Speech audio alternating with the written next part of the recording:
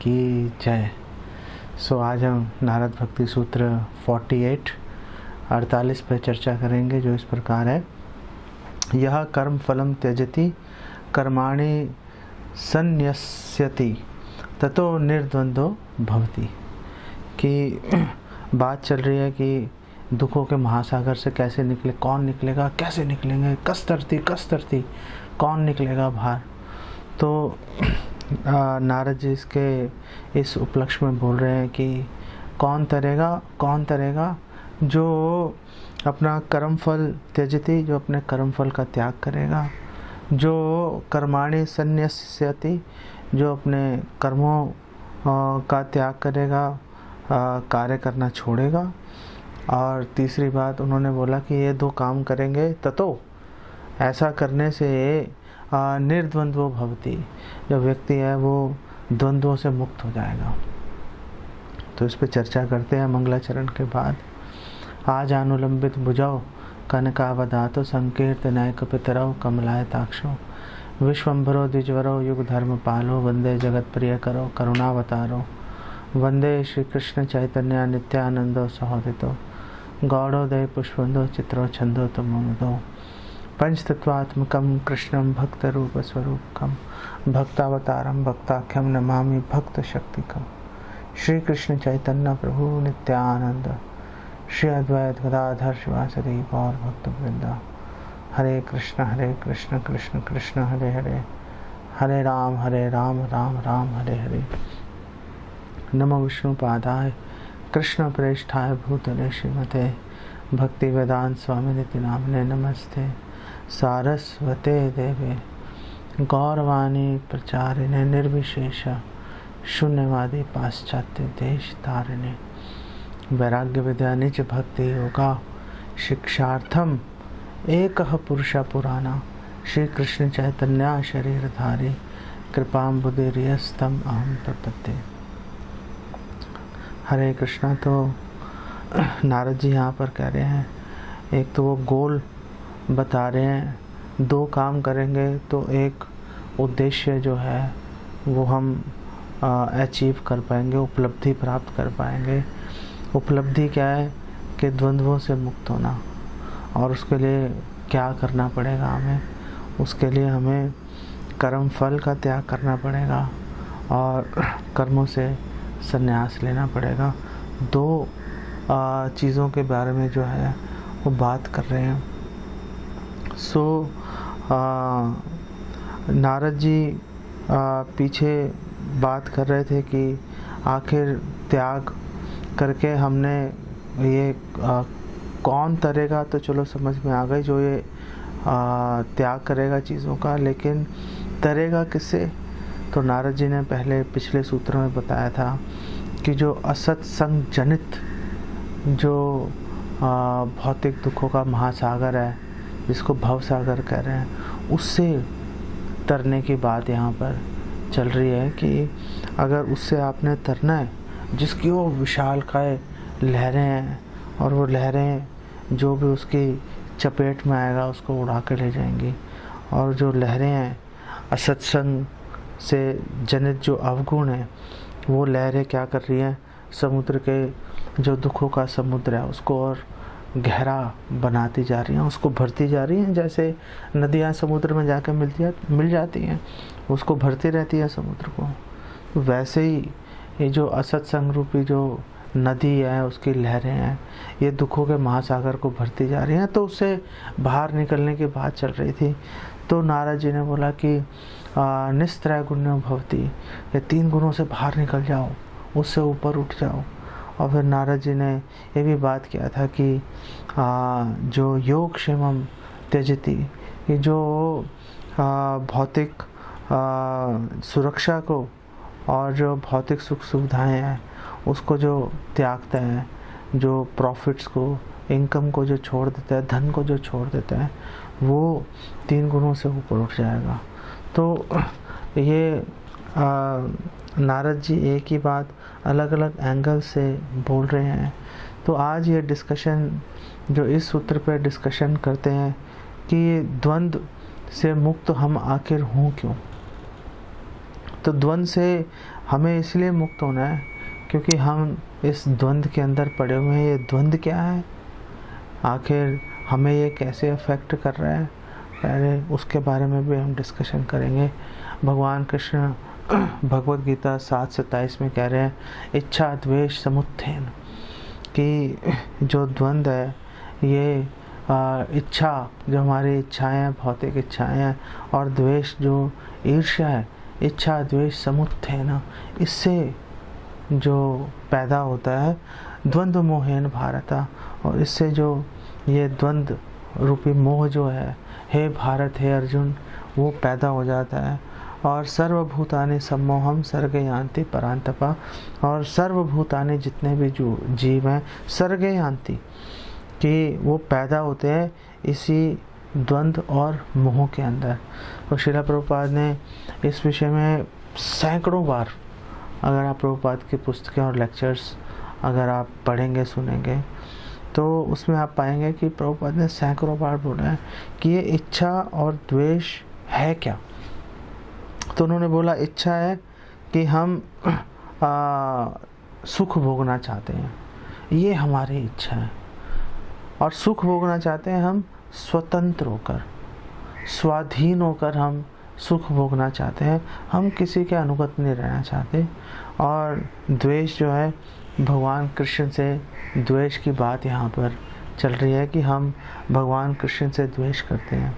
तो हम इस बात का क्या प्रमाण है कि हम लोग जो है वो भी इच्छा और द्वेष से हम लोग भी ग्रसित हैं। तो श्रील प्रभुपाद उसका उत्तर देते हैं कि जैसे सरकार जो होती है, जितने भी उनके राज्य के जो अपराधी होते हैं, जो बुरे तत्व होते हैं, उनको पकड़ के एक ही जगह इकट्ठा कर देती है, उसको जेल बोलते हैं। ऐसे ये भौतिक संसार जो है ये भी एक जेल है। और भगवान ने सारे जितने भी जो भी यहाँ पैदा हुआ है, जितने भी जीव हैं, जो इस भौतिक संसार में पैदा हो गया, इसका मतलब है कि वो इच्छा और द्वेष जो है इससे ग्रसित था। कृष्ण बहिर्मुख है भोग वांछा करी, और जो जीव है वो उसने कृष्ण बहिर्मुख होकर कृष्ण से ईर्ष्या करके कि क्यों कृष्ण भोग करेंगे, मैं भोग करूँगा, ईश्वरो हम भोगी, सिद्धो हम बलवान सुखी, मैं ईश्वर हूँ, कृष्ण की क्या बिसात है, वो क्या है मेरे सामने। पूरे जितने भी असुर हैं आप देखो, वो सारे असुर यही डंका बजा के बोलते हैं। हिरण्याक्ष हिरण्यकशिपु तो हथियार लेके उनको मारने के लिए ढूंढ रहे थे, काल ने भी चढ़ाइयाँ कर रहा था मारने के लिए, जरासंध मारने के लिए आ रहा था। कितनी बार जरासंध आया और हार के गया, फिर भी चढ़ाइयाँ करता रहा वहाँ पर। तो जो असुर हैं, जो वो डंके की चोट पे कर रहे हैं, और हमारे जैसे जो लोग हैं मन में इन इच्छाओं को पालते रहते हैं। ज़्यादा लंबा चौड़ा फ़र्क नहीं है। हम में से कोई भी ये क्लेम नहीं कर सकता कि हम लोग, हमारे मन में सुख भोगने की इच्छा नहीं है। ऐसा क्लेम करने से सवाल ये उठ जाएगा कि आप इस भौतिक जगत में फिर कर क्या रहे हो। अगर आप कृष्ण से द्वेष नहीं कर रहे, अगर आप ये सोच रहे थे कि कृष्ण क्यों भोग कर रहे हैं, मुझे भोग करना चाहिए, अगर आप ऐसा नहीं सोच रहे थे तो फिर यहाँ पे कैसे आ गए। यहाँ पे आए इसलिए क्योंकि हमारे मन में इच्छा है, और इसका जो बीज है, इसका बीज है अविद्या। जो अविद्या से ये जो जब हमारे मन में ये भावना आ जाती है कि हमने भोग करना है और कृष्ण को भोग करें, कृष्ण से द्वेष आ गया कि यार कृष्ण इतने मज़े ले रहे हैं, हमें लेने चाहिए थे मज़े। जब ये भावना मन में आ जाती है तो अविद्या का बीज हमारे हृदय में जो है वो स्थापित हो जाता है। वो जो अविद्या का बीज है वो हम कितना ही प्रयास कर लें, वो अंकुरित होता ही रहता है। बेसिकली उसको उखाड़ पाना मुश्किल है। तो भगवान कृष्ण यहाँ पे कह रहे हैं कि आप जो है हर जीव जो है वो इस द्वंद्व जो राग द्वेष है, इसी राग द्वेष से ग्रसित होकर यहाँ पे पैदा हो रहे हैं। तो अगर हम जीवन में सुख पाना चाहते हैं, शांति का अनुभव करना चाहते हैं, तो हमें इस राग द्वेष से भगवान के प्रति हमें जो ईर्ष्या है, द्वेष, उसको हमें ख़त्म करना पड़ेगा। और जो हम खुद भोगों से आसक्त हुए पड़े हैं, हमें उसको छोड़ना पड़ेगा। तो ये जितने भी कार्य हैं, जितने भी नारद जी सुझाव दे रहे हैं, बेसिकली इस राग और द्वेष को ख़त्म करने के लिए है। जिस कारण से हम इस भौतिक संसार में आए थे, उस कारण को अगर ख़त्म कर देंगे तो इस भौतिक संसार में हमारा रहने का कोई औचित्य, कोई उद्देश्य बच नहीं जाएगा, निकल जाएंगे यहाँ से।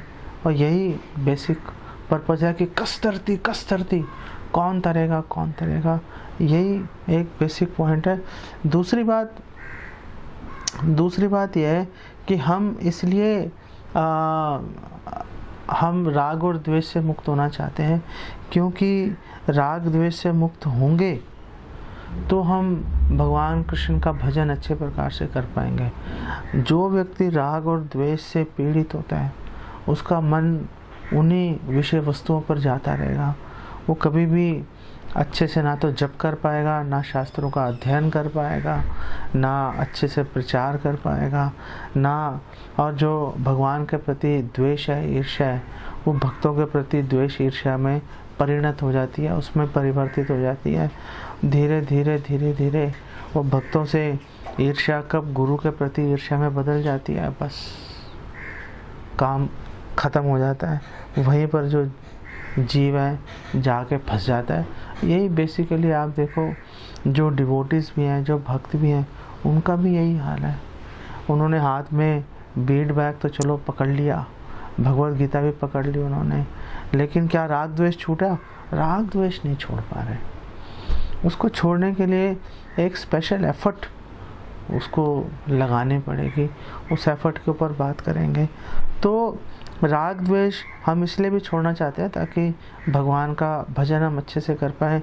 इससे बिल्कुल अगले श्लोक में जो है भगवान कृष्ण जो 7:27 हमने बात किया था, 7:28 में भगवान कृष्ण फर्दर बोल रहे हैं, ये शाम तो अंतगतम पापम, कि जिसके नष्ट हो गए हैं, जिसके पाप खत्म हो गए हैं, जना नाम पुण्य कर्मणाम, और जो पुण्यशाली हैं उनको पिछले पूर्व जन्म से इस जन्म के उनके पुण्य कर्म संचित हो गए, ते द्वंद्व मोह निर्मुक्ता, वो लोग इस द्वंद्व रूपी मोह से मुक्त हो जाते हैं। वो लोग तो मुक्त होकर क्या करते हैं? भजते माम दृढ़व्रता, वो दृढ़ता से वो मेरा भजन करते हैं। तो क्योंकि हम भगवान का दृढ़ता पूर्वक अप्रतिहता अहेतु की हम भगवान का भजन करना चाहते हैं, इसलिए हम राग और द्वेष से हम मुक्त होना चाहते हैं। और तीसरी बात जो है कि हम राग और द्वेष से हम क्यों मुक्त होना चाहते हैं, तो भगवान कृष्ण भगवत गीता के 12वें अध्याय में 13वें और 14वें श्लोक में भगवान इसकी बात कर रहे हैं कि हम मुक्त होना चाहते हैं राग और द्वेष से।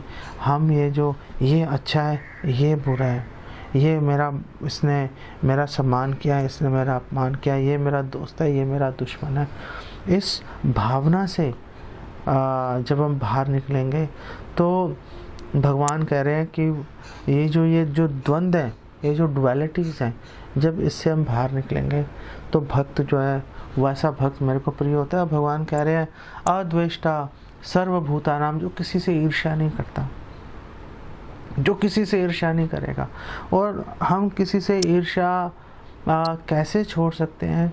हम किसी से ईर्ष्या करना छोड़ सकते हैं जब हम ये देखना शुरू कर देंगे कि हर एक जीव के अंदर भगवान है, और हर एक जीव और हर एक वस्तु वो भगवान की सेवा के निमित्त है।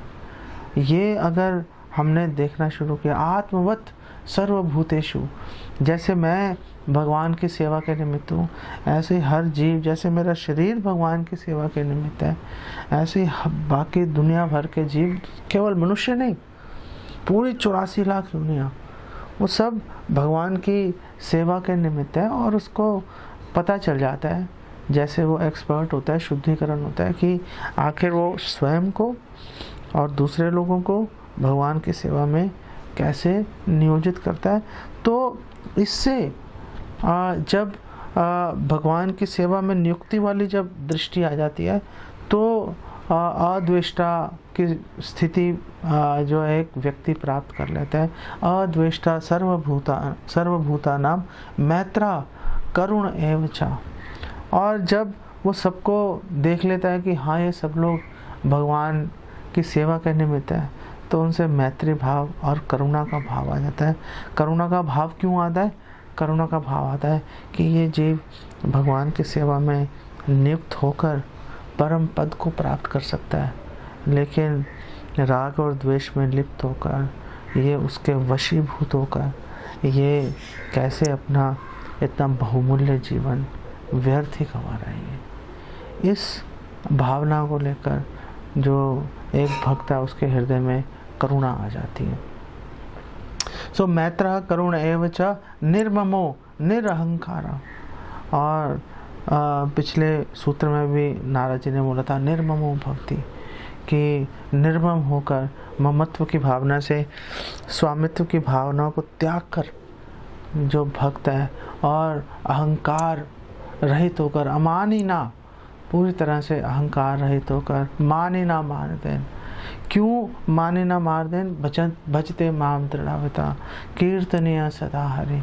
वो हमेशा हरि का कीर्तन करना चाहता है। भजते माम दृढ़ावता, वो दृढ़ता पूर्वक भगवान के भजन में नियुक्त रहना चाहता है। इसलिए जो एक भक्त है वो निर्मम भी हो जाता है और वो निरअहंकार भी हो जाता है। समा दुख सुख क्षमी।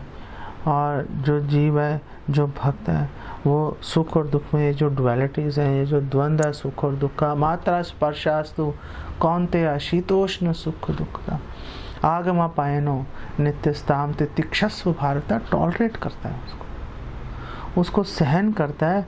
और जब सुख और दुख जब उसको आते हैं तो वो सोचता है जैसे मेरी इंद्रियां जब सर्दी और गर्मी के प्रभाव में भी आती हैं ऋतुओं के हिसाब से, तो क्या करते हैं? उसको झेलते रहते हैं। क्या करोगे आप? अगर सपोज दिसंबर जनवरी में आपको बहुत तेज़ ठंड लग रही है, क्या कर लोगे? सहन ही करना पड़ेगा आपको, कुछ नहीं कर सकते। अगर बहुत तेज़ गर्मी लग रही है, क्या करोगे? सहन ही करना पड़ेगा आपको। तो जैसे हम सर्दी और गर्मी सहन कर लेते हैं, हमें पता है एक तो सहन करना है, दूसरा अभी है, अभी चली जाएगी। 2-3 महीने की बात होती है।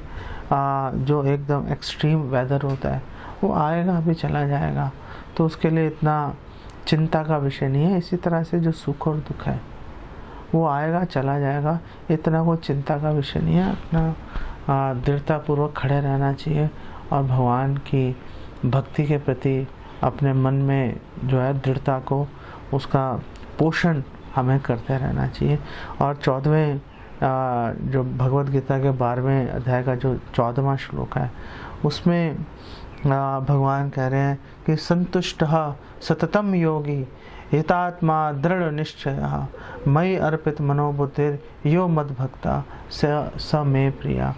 और जो भक्त है, जो अपनी मन और बुद्धि मुझे अर्पित करके सदैव मेरी सेवा में लगा रहता है, हमेशा मेरा भजन करता रहता है और हमेशा जैसी भी स्थिति है उसमें संतुष्ट रहेगा।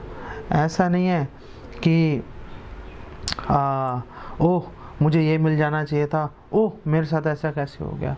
ये दोनों वाक्य जो बोल रहा है एक्चुअली में बड़ी प्रॉब्लम है। कई बार हम देखते हैं कि कई भक्त होते हैं, उनकी पीछे बहुत ही सक्सेसफुल हो जाती है, हज़ारों लोग उनके पीछे चलते हैं। कई भक्त हैं और बहुत प्रयास करते हैं, लेकिन उस हिसाब से उतने लोकप्रिय नहीं हो जाते। भगवान का अरेंजमेंट है, भगवान चेक करते रहते हैं। जैसे श्रील प्रभुपाद है, श्रील प्रभुपाद ने शुरू में कितना संघर्ष किया। श्रील प्रभुपाद ने इलाहाबाद में, झांसी में, दिल्ली के अंदर, प्रभुपाद जगह जगह जा रहे थे, लोगों को अप्रोच कर रहे थे और लोगों को प्रचार करने की कोशिश कर रहे थे, लेकिन नहीं हो रहा था। और जब भगवान ने श्रील प्रभुपाद की मुश्किलों के माध्यम से उनको ग्लोरीफाई कर दिया, लोगों को दिखा दिया, देख लो ये होता है दृढ़ता, कि कितनी मुश्किलें आ जाए पीछे नहीं हटेंगे। तो जब भगवान ने हम जैसे बद्ध जीवों को प्रभुपाद की महानता के बारे में, महिमा के बारे में दिखा दिया। देखते देखते रातों रात पूरे संसार में प्रभुपाद के माध्यम से भगवान ने खड़ी कर दी पूरी इस्कॉन संस्था। भगवान जो है, भगवान की योजना में हमेशा विश्वास रखना चाहिए और संतुष्ट रहना चाहिए कि हाँ, जो भी हो रहा है, स्पेशली एक भक्त के जीवन में, वो भगवान की मर्सी है, भगवान की योजना है। भगवान तो अब भक्तों के लिए उपदृष्टा अनुमंता बोल रहे हैं। जब एक भक्तों के लिए भगवान देख रहे हैं, अनुमति दे रहे हैं, तो एक भक्त के लिए भगवान क्या विशेष, भगवान क्या प्रबंध नहीं करेंगे अपने बच्चे के लिए। हमेशा एक विशेष किसी भी व्यक्ति के हृदय में स्थान रहता ही है, उसके लिए विशेष प्रयास करता ही है। तो भगवान भी वैसे ही विशेष प्रयास करते हैं। यही भगवान का संभाव है। श्रील प्रभुपाद एक्सप्लेन करते हैं, यही भगवान की इक्वानिमिटी है। संतुष्ट रहना और हमेशा हर परिस्थिति में अपना दृढ़ निश्चय बना कर रखना, अपनी संकल्प शक्ति को पकड़ के रखना। संकल्प शक्ति, दृढ़ निश्चय कैसे दिखाई देगा? दृढ़ निश्चय दिखाई देगा कि एक जो भक्त है, वो कोई भी सेवा जो उसने पकड़ी है, उसको कितनी भी बाधाएं आए, उसको नियमित रूप से करता रहता है। ये एक ऐसा प्रैक्टिकल लक्षण है जिससे आप पता लगा सकते हो कि दृढ़ निश्चय है कि नहीं है। जो जंप कर रहा है, कभी ये कर लेता हूँ, कभी वो कर लेता हूँ, कभी फलाना कर लेता हूँ, कभी ढिमकाना कर लेता हूँ, जो जंप करता रहता है, चेंज करता रहता है अपने विजन को, अपनी सर्विस को, उसको दृढ़ निश्चय नहीं बोला जाता। दृढ़ निश्चय व्यक्ति वही है जो एक बार उसके मन में भगवान से प्रेरणा आ गई कि ये सर्विस करनी है, बस उस सर्विस के पीछे लगा रहेगा। Of course under the guidance of senior devotees. जो लोग सीनियर भक्तों से मार्गदर्शन लिए बिना, और ये अच्छा लग रहा है, ये कर लेता हूँ, वो आगे जाके उनको प्रॉब्लम्स आती है। क्योंकि सेवा करना एक बात होती है, सेवा करने की शक्ति वो जो है वो मर्सी से, कृपा के माध्यम से प्राप्त होती है। अगर सीनियर डिवोटी उसको ब्लेस कर देते हैं तो कि ब्लेसिंग के थ्रू, गुरु की ब्लेसिंग के थ्रू वो मर्सी आ जाती है उसके अंदर, वो काम करने का बल प्राप्त हो जाता है आपको। अगर हम ऐसा नहीं करते हम और अपनी मर्जी से हम करने का प्रयास करते हैं, तो आप चाहे चिपके रहो किसी काम से, फिर तो वर्तते काम कारता। भगवान कृष्ण कह रहे हैं कि आप अपनी मर्जी से काम कर रहे हो, न स सुखम अवापनोति, न स सिद्धिम अवापनोति, न सुखम न पराम गतिम। ना तो सुख प्राप्त होगा, ना सिद्धि प्राप्त होगी, ना परम गति मिलेगी। तीनों लोक से, तीनों दृष्टिकोण से फेल्योर हो जाएंगे। सारी आशाएं जो हैं वो विफल हो जाएंगी बेसिकली। इसीलिए भक्तों का संग और उनका मार्गदर्शन बहुत महत्वपूर्ण है और मुश्किल होता है भाई। भक्तों का मार्गदर्शन लेना मुश्किल होता है। वो आपके अहंकार पे, ईगो पे प्रहार करेंगे ही करेंगे, क्योंकि आपके भगवत प्राप्ति के मार्ग में जो चीज़ बाधा बन रही है उसको हटाने की जिम्मेदारी उन्होंने स्वीकार कर रखी है ना, तो प्रहार करेंगे ही करेंगे। कई बार सीनियर भक्तों का ऐसा लगता है कि चलो अभी ये तैयार नहीं है, तो वो शांत होकर बैठ जाते हैं, जब तैयार होगा तब देखूंगा। तब तक वो जितना उछलना कूदना उछल ले कूद ले भाई। एक भक्त नहीं तो दूसरे भक्त, दूसरे नहीं तो तीसरे भक्त, किसी ना किसी के अनुगत रह के सर्विस करनी ही पड़ेगी। अगर अनुगत्य नहीं लेके आएंगे, कभी भी हम ना तो 3 गुणों से ऊपर उठ पाएंगे, ना ही कभी भी हम जो द्वंद्व है, जो राग द्वेष और ये सब द्वंद्व है, ना ही कम इसी से कभी भी हम मुक्त हो पाएंगे। भगवान कृष्ण इसी 12वें अध्याय में भगवत गीता के वो बोल रहे हैं कि जीवन का लक्ष्य क्या है। जीवन का लक्ष्य है कि हम लोगों को सदैव भगवान का स्मरण करते रहना चाहिए। हमारी जो चेतना है, समाधि इसको बोलते हैं, कि हमेशा भगवान का स्मरण करते रहे। समर्तव्य सततम विष्णु वी समर्थ होना चातुचित। और शास्त्रों का निर्देश भी यही है कि हमें सदैव भगवान को स्मरण रखना चाहिए और भगवान को कभी नहीं भूलना चाहिए। तो ये गोल है। भगवद गीता 12:8 में भगवान इसके बारे में चर्चा कर रहे हैं।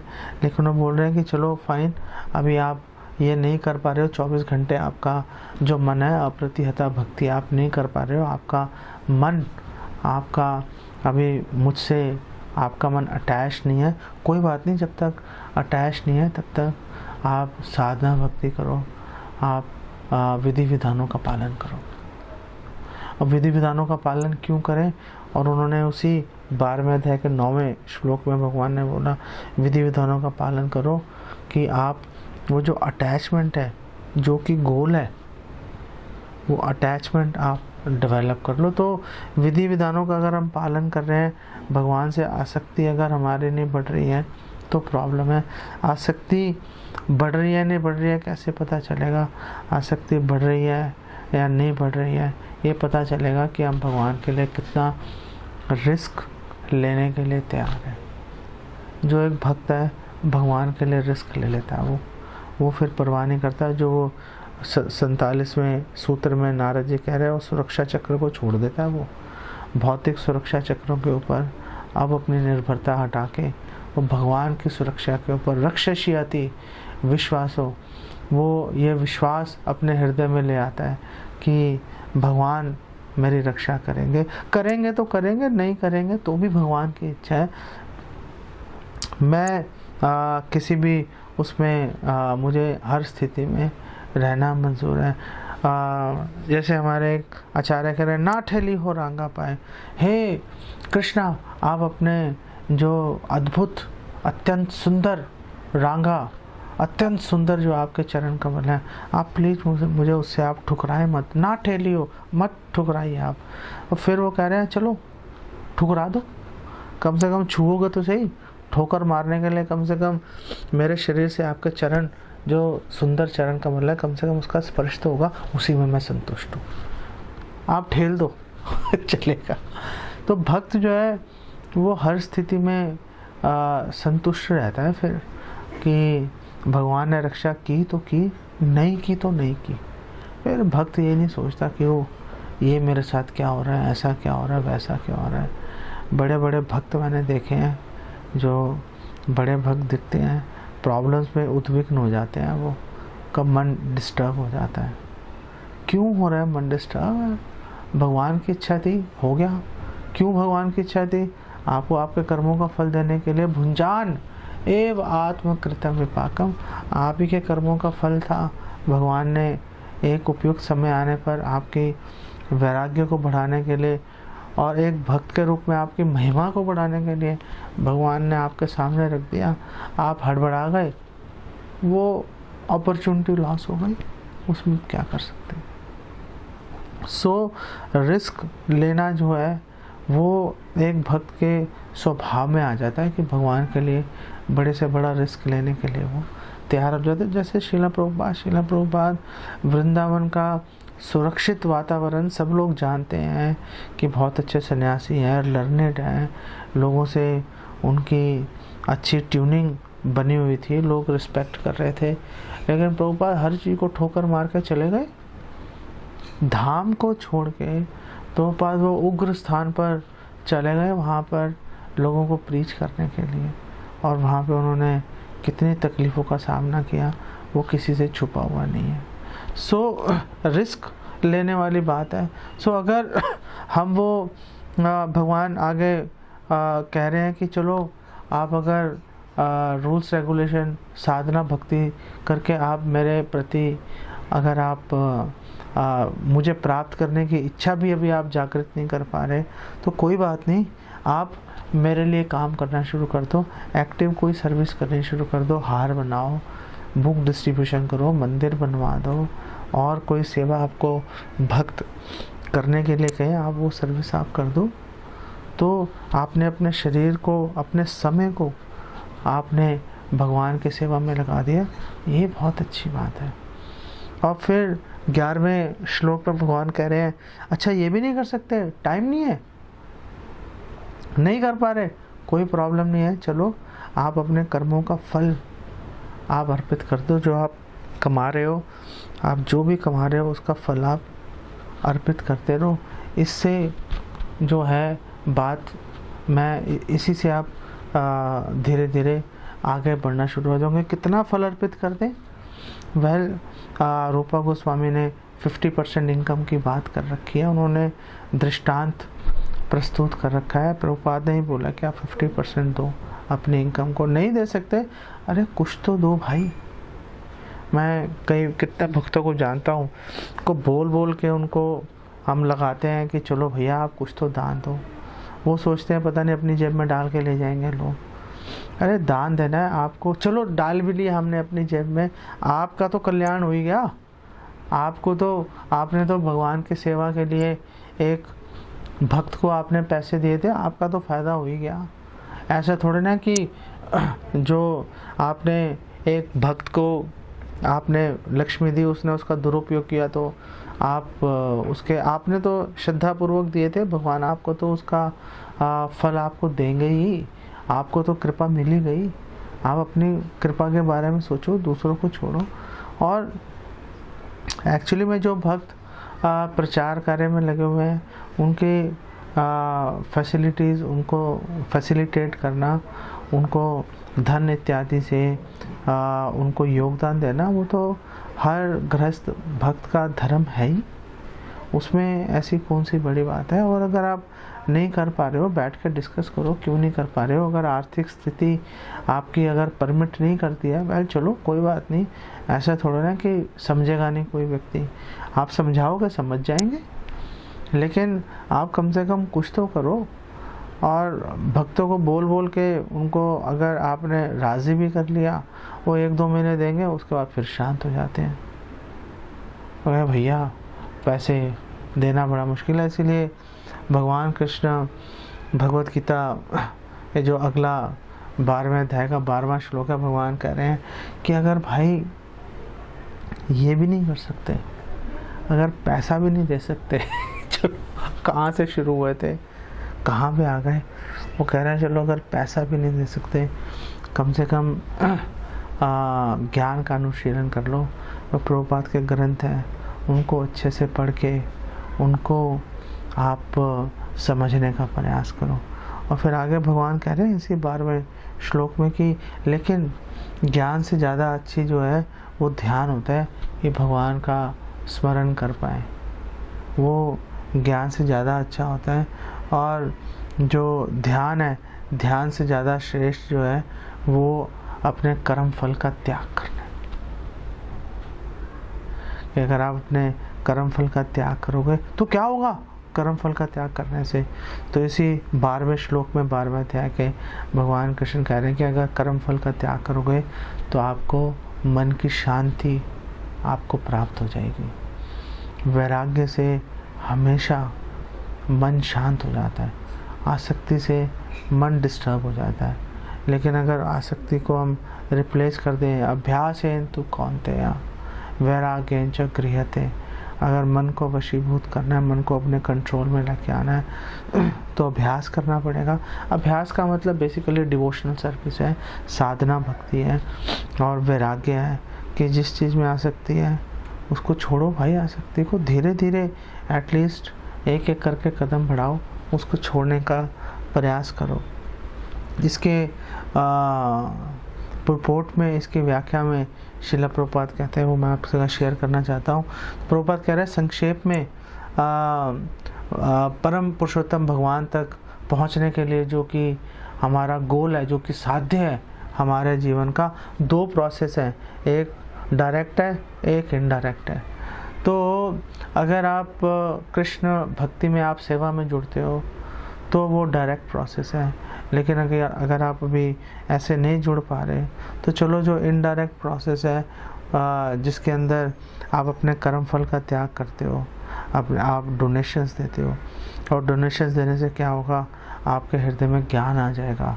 और जब ज्ञान आ जाएगा तो आप ज्ञान से ध्यान के स्तर पे चले जाओगे और वहाँ से ध्यान के द्वारा आप परमात्मा को जान लोगे, और परमात्मा को जानने के माध्यम से धीरे धीरे आप परम पुरुषोत्तम भगवान को भी आप कभी ना कभी समझ लोगे।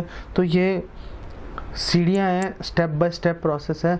चलो ये लेना चाहो ये ले लो, डायरेक्ट आप अगर कृष्ण भक्ति में आप अपने आप को पूरी तरह से समर्पित करना चाहो तो चलो वो कर लो, दोनों में।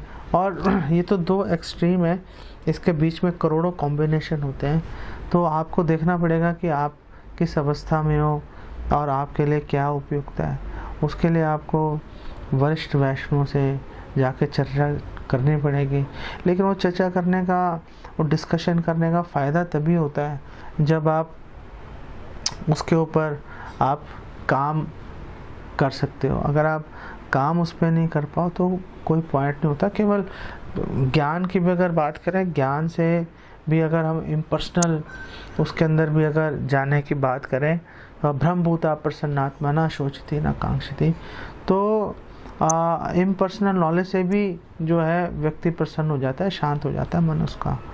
लेकिन भागवतम में बताया, आई डोंट नो कुंती महारानी कह रही हैं या देवहूति कह रही हैं, मुझे ठीक से याद नहीं आ रहा अनफॉर्चुनेटली, आप चेक कर लेना, आपके लिए होमवर्क दे देता हूँ। तो वो कह रहे हैं कि ज्ञान से चलो द्वंद्व कट तो जाते हैं, लेकिन जो उसका बीज है वो बीज ख़त्म नहीं होता। अगर समूल नाश करना है द्वंद्व का, मोह का, राग द्वेष का, अगर समूल नाश करना है तो उसके लिए तो फिर भगवान की भक्ति में पूर्णतः अप्रतिहता नियोजित होना ही पड़ेगा। तो एक भक्त के पास जाओ, उनसे पूछो, लेकिन अपने मन में पहले ये भावना लेके जाओ कि हाँ हमने अपना जीवन भगवान की सेवा में लगाना है, और जो भक्त हैं हमें जो भी परामर्श देंगे वो हम उसके ऊपर अमल करने का पूरा प्रयास करेंगे। ऐसा नहीं सुन के आगे अच्छा चलो ठीक है आपकी बात बहुत अच्छी है, और धृतराष्ट्र मत बन जाओ, आपकी बात बहुत अच्छी है, करूँगा वही जो मैंने करना है।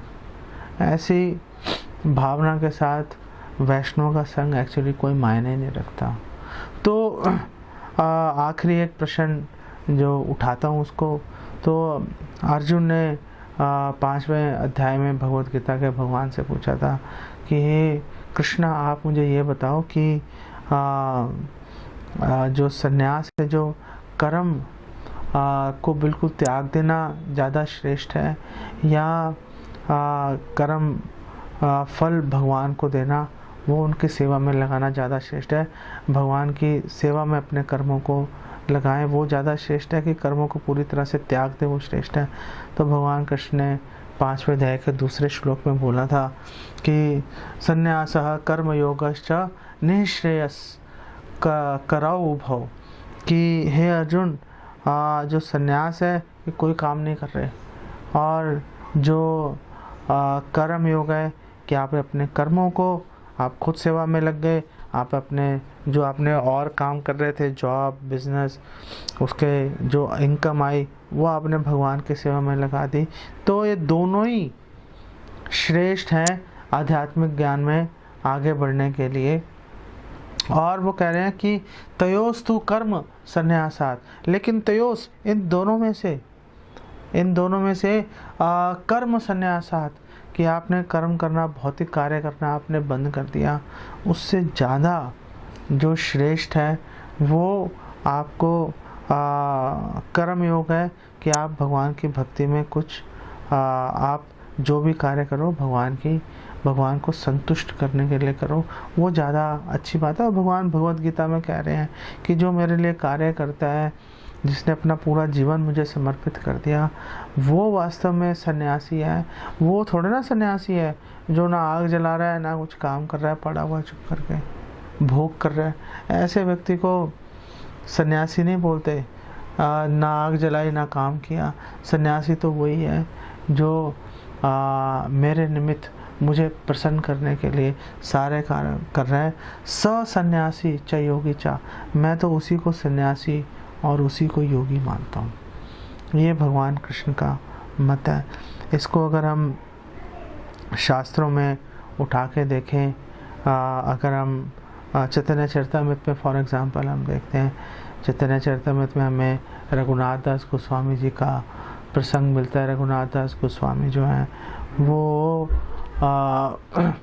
पहले चलो जब तक अपने परिवार में रह रहे थे, भक्तों के लिए खूब वो प्रसाद का वितरण कर रहे थे। जब पानीहाटी में रघुनाथ दास गोस्वामी मिले थे नित्यानंद प्रभु से, तो उन्होंने हज़ारों भक्तों के लिए दही चिड़वा जो है उत्सव का आयोजन किया था।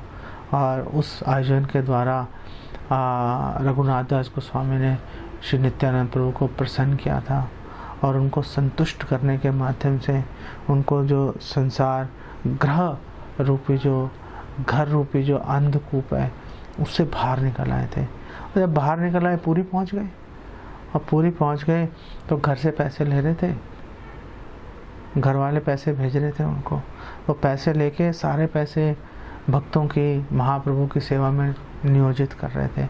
महाप्रभु प्रसन्न थे कि चलो पहले घर में रह के कर रहा था, घर से बाहर निकल आया, आगे बढ़ गया एक स्टेप, चलो पैसे लगा रहा है सेवा में, चलो ठीक है। और फिर उन्होंने देखा कि उसने मधुकरी करना शुरू कर दिया और समर्पण की भावना बढ़ा दी। मधुकरी करके भिक्षाटन करके अपना जीवन चलाने का प्रयास कर रहे थे। तो महाप्रभु और प्रसन्न हुए और जब रघुनाथ दास गोस्वामी ने सड़े हुए चावल ही खाना शुरू कर दिए कि भिक्षा करने से भी मेरा मन जा रहा है, जो मन 12:8 में जो भगवान कह रहे हैं कि पूर्णतः भगवान में मन जो है निवेशित होना चाहिए, तो उसमें बाधा आ रही है मेरे को, तो उसके लिए सड़े हुए चावल खाना उन्होंने स्वीकार कर लिया। तो ये भावना देख के भगवान श्री चैतन्य महाप्रभु अत्यधिक संतुष्ट हो गए थे। तो ये तरीका है। अब जो हम लोग द्वंद्व से बाहर निकल सकते हैं अपने कर्म फल का त्याग करके और भौतिक कर्मों को ख़त्म करके धीरे धीरे घटाते रहो और फिर उनको ख़त्म कर दो। लेकिन जब तक आप पूरी तरह से उसको ख़त्म नहीं कर पा रहे हो, जब तक आप इस भौतिक संसार में कार्यरत हो ही, कोई आपको जज नहीं कर रहा कि आप क्यों नहीं छोड़ रहे। आप अपने से जो वरिष्ठ वैष्णव है गुरु से आप सलाह मशवरा करके, आप अगर गृहस्थ आश्रम में आप रहना ही चाह रहे हो, अगर आपको अभी आवश्यकता पड़ रही है कि मुझे रहना है, तो चलो रहते रहो। लेकिन जब तक आप रह रहे हो तब तक अपने जो कर्मों का फल है, जो आपकी आय है, वो आपको निश्चित रूप से आपको भगवान की सेवा में नियोजित करनी पड़ेगी। अगर आप नियोजित नहीं करोगे, आपका मन कभी भी शांत नहीं हो पाएगा, आप कभी भी द्वंद्वों से आप मुक्त नहीं हो पाओगे। और जब द्वंद्वों से मुक्त नहीं हो पाए तो आप कभी भी भजते माम दृढ़वता, आप कभी भी दृढ़तापूर्वक भगवान का भजन नहीं कर पाओगे। तो इसको हम यहीं पे विराम देते